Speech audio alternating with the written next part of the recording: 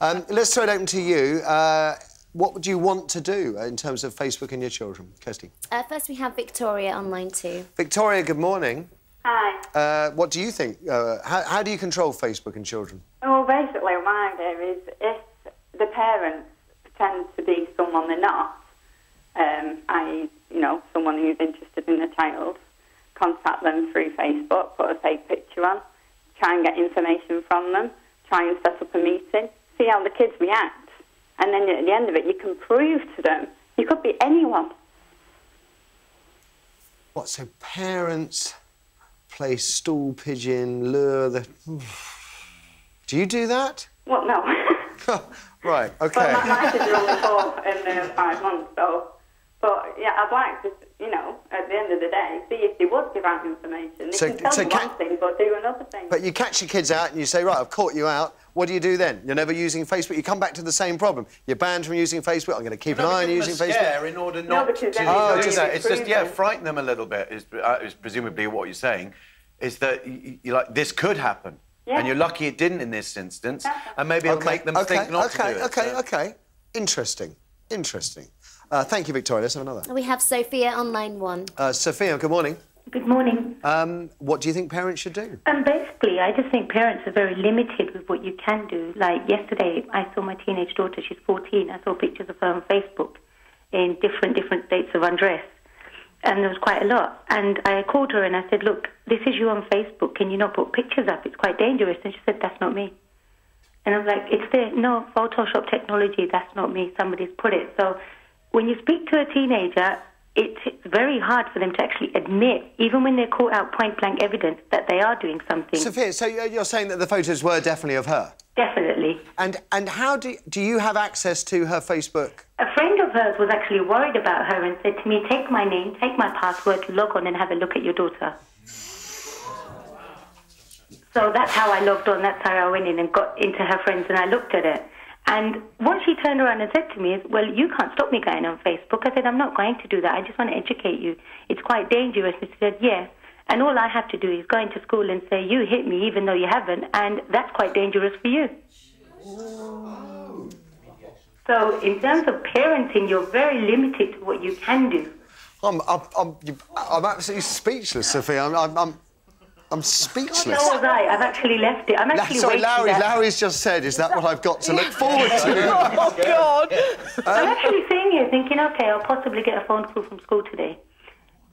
OK, Sophia, what would happen if you insisted you had access to your daughter's Facebook page? What it is what I said to her, what she says is I don't go on Facebook. The problem is, if you buy a pay-as-you-go SIM and have £10 top-up a month, it gives you 3 months free internet access. With Facebook, with MSN. So even if you're monitoring home computers, you can't monitor the mobile phone. So really, Steve's idea, keep them in the cupboard, throw them nuts. Excellent. Can I have the address of that cupboard? It's making more and more sense. Sophia, thank you. Wow. Let's have another. Sure, online 3 we have Jackie. Jackie, good morning. Good morning. After that last alarming call, have you got any ideas about how we should do with yeah, Facebook? I'd like to lock my daughter in the cupboard, but she won't let me. Well, my daughter's 14, and I only allowed her to go on Facebook when she was 12, after sort of lots of, you know, she's had friends on it and she wanted to go on it. But the only way she is on it, she's actually invisible, so she can only go onto her friends' sites to get people on it. Do you trust her? I do trust her, yes, because I've got her password and she knows. I know it sounds a snooping mum. When she goes to school, I look on it. She's 14. Yeah. What, when she's 16, 17, like Ashley Hall, 17 years old, do you think you'll still be able to have that relationship then? Hopefully, yeah. I mean, I know that she goes on, like the lady before said, that they can go on Facebook on their phones and things like that. But I think if you build up a relationship with your children, I'm not saying she's going to be an angel forever, but also, you know, I've always said to her about, you know, the dangers, like with Ashley yesterday.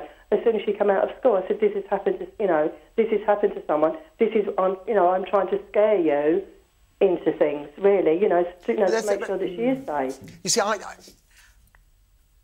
I know loads of people who've been conned by people, adults who've been conned by photos there, and I'm just thinking, you're asking your children to wake up to something that we as adults don't do. I just thank you for the call, Jack. just want to run down. Does the panel, do you guys think that Facebook should be doing more to make it safer? Russell, do you think there should be more of an effort? Are they doing enough? I just think if you start to tie Facebook up in red tape, then the kids will move to Bebo or Twitter or whichever is easier to use. Just go somewhere else.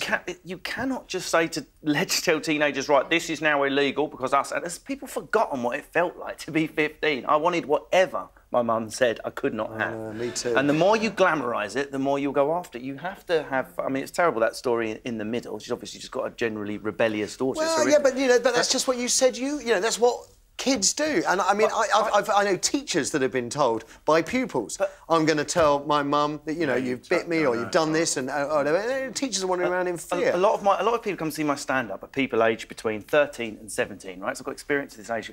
I get the best results communication-wise by speaking to them on the level as though they were adults, but knowing in the back of my mind maybe you're not fully an adult at 12 or 13.